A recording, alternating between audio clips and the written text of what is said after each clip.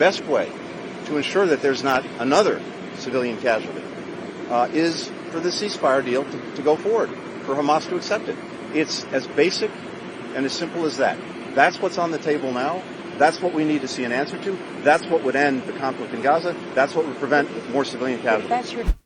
Secretary of State Antony Blinken in the Middle East to promote a Gaza truce and hostage release plan. Blinken is set to meet with Israel's Prime Minister Benjamin Netanyahu during his 8th visit to the region since the fighting began. But first, new this morning, Hunter Biden sits it out. His lawyers resting in the federal gun trial without calling Hunter to take the stand in his own defense. Both the defense and prosecution are wrapping up with closing arguments underway. The judge will then give the jury their final instructions before deliberations begin. Here to discuss this story and more is the national political reporter for The Hill, Julia Manchester. Julia, welcome. Glad you're here. Let's get right to it. Hunter Biden's trial follows the conviction of former President Trump in his hush money trial case in New York. Looking at the impact of both these cases, are we expecting to see this particular verdict change the minds of voters going into 2024? Hey, Margaret, when it comes to the Hunter Biden verdict, I don't think it will have as big of an impact as the Trump verdict did or, could potentially have on voters in 2024. And the reason for that is that it's not a candidate on trial. It's the incumbent president's son that is on trial. With Trump, logistically, it's just different. He is a former president who is running to be president again, and he's now also a convicted felon. So there's a lot of questions as to, whether probation or the punishment he ultimately receives from the judge, how that would impact his ability to carry out his job as president of the United States if he is elected. There's also the question of, how long this appeal process will take. President Trump and his legal team have said they will appeal this verdict, and, whether that plays into, maybe a bit of a distraction, if you will, during his presidency if he is elected. For Hunter Biden, it's just different because he is President Biden's son. Of course, there was lots of negative, messy headlines that came out of this trial that might not look great for President Biden and his brand, but it's just a different scenario with it being his son on trial instead of him himself. Good distinction, both very unprecedented cases. Now, Benny Gantz, a key member of Israel's war cabinet and longtime rival of Prime Minister Benjamin Netanyahu, resigned over the weekend. What does his quitting mean? Look, his quitting puts Benjamin Netanyahu in an even more difficult position. Remember, Benny Gantz represents potentially a bit more of a moderate wing of, the Israeli electorate or Israeli political spectrum. And him teaming up with Netanyahu was very much this sign of unity. So, this definitely puts more pressure on Netanyahu and his conservative hardliners in government. We know that a lot of moderates and left-wingers in Israel have been unhappy with Netanyahu's job carrying out this war. There's been a lot of, complaints and concerns that have rose up in the wake of the hostage crisis and how, not all the hostages have come back. Of course, Benny Gantz resigned the day that 4 Israeli hostages were rescued and taken back into Israel. But there's a lot of questions as to how Netanyahu is able to navigate these very tricky political waters. That being said, though, this is not necessarily a surprise. Last month, Benny Gantz did threaten resignation, saying that he was unhappy with Netanyahu's handling of the war and the hostage crisis. So I think there were some that saw this coming eventually. Julia, as you mentioned, this resignation came after 4 hostages were rescued in an Israeli operation that took weeks to orchestrate, but killed more than 270 Palestinians in the process. Secretary of State Antony Blinken is meeting with Netanyahu. How might Israel's raid over the weekend, which freed those 4 hostages, possibly complicate his talks and mission to push a ceasefire plan? Look, we're seeing that this rescue once again puts Israel under the spotlight and under more scrutiny. Yes, it is wonderful news that these 4 hostages were rescued, but it came at the cost of over 200 Palestinians being killed, many of those civilians, innocent civilians.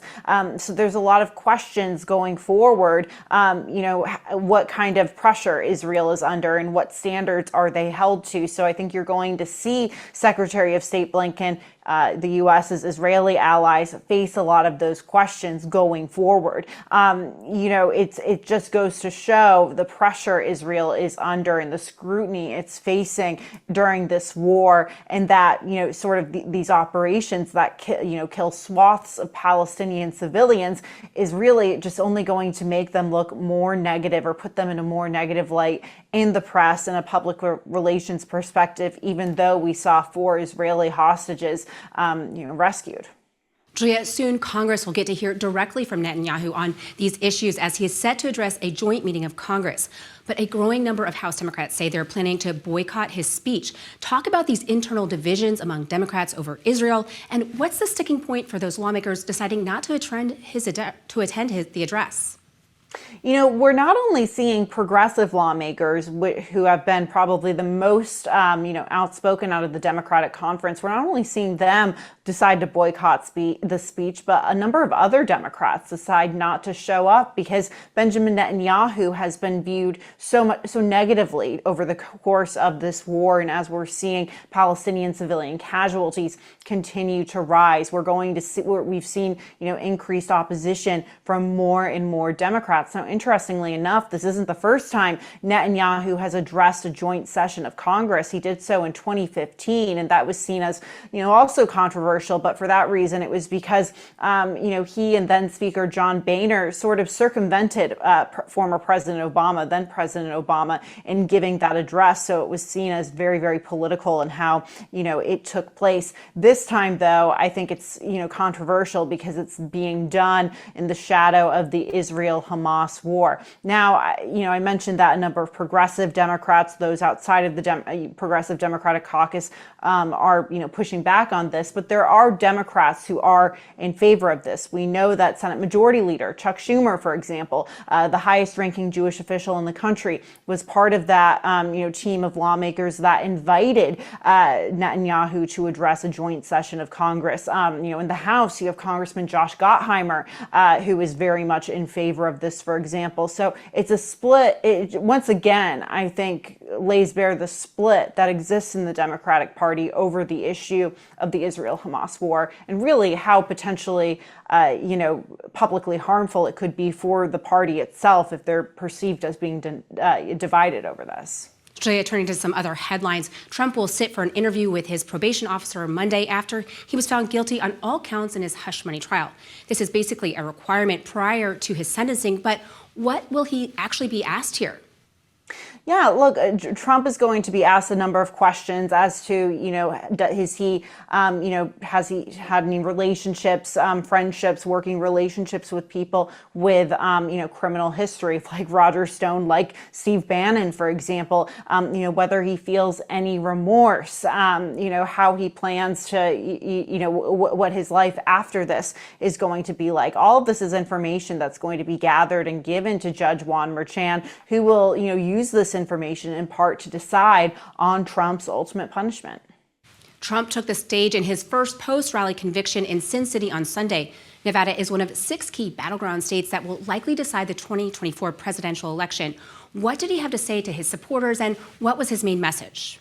Yeah, look, it was sort of a interesting speech, definitely trying to galvanize his base, and, a lot of Trump's greatest hits from his other rallies were certainly, on display, whether it's attacking Biden or, his critics, that kind of a thing. There was a lot of speculation as to whether he would use the event to endorse Sam Brown, the Republican Senate nominee who's looking to challenge Jackie Rosen, the incumbent senator from Nevada. He didn't end up endorsing him during that rally, but later did, instead just calling him a good guy during the rally. But it was interesting to see how frustrated Trump got at some points. At one point, lashing out at teleprompter operators and talking about the heat, during that day and such. So it definitely showed, I think, a presidential candidate who was angry and frustrated at the end of the day. Julia, you mentioned Trump has endorsed retired Army Captain Sam Brown in the Nevada Senate race. How much weight will this endorsement carry in a pretty crowded primary field where many of the candidates really have already aligned themselves with Trump? Yeah, look, it allows Sam Brown to, in a way, consolidate that support. He already has the backing of the Republican establishment, like the Senate Republican campaign arm and other Republicans in Nevada. So with Trump, it allows him to potentially bring MAGA Republicans into his fold. Now, of course, the Nevada Republican primary will be, once again, another test for Donald Trump's endorsement and the power of that endorsement. But here, it looks like Sam Brown is in a pretty good spot to win the primary. Of course, it's crowded, but he has consolidated, I think, enough support from various portions of the party that it looks good for him going forward. And Trump's endorsement doesn't always mean much in general elections. It's been pretty golden in primaries for the GOP. Now, Trump is increasingly focused on the idea of retribution against his political enemies if he returns to the White House following last week's conviction. How is his own party reacting to these types of attacks? Does he have wide support from within the GOP here?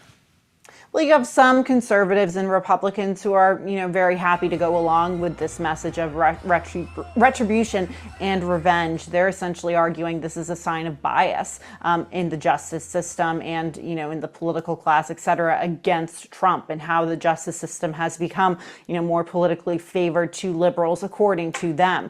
Now, there are other Republicans, particularly in the Senate, who would say, look, we're not happy with the Trump verdict and how Trump has been treated. And, many of them would say there is a bias, but they're concerned that this focus on retribution and revenge essentially creates a bad precedent. So if this were to happen, going forward to a Democratic president or a former Democratic president, whether Democrats would turn around and try to target Republicans. I think they're concerned about that creating a very, unwanted political cycle.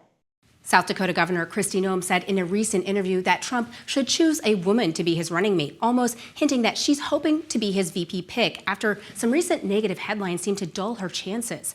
You've written about dark horse candidates, Julia, that might come into play. Does Noem have a chance of being considered as Trump's VP here?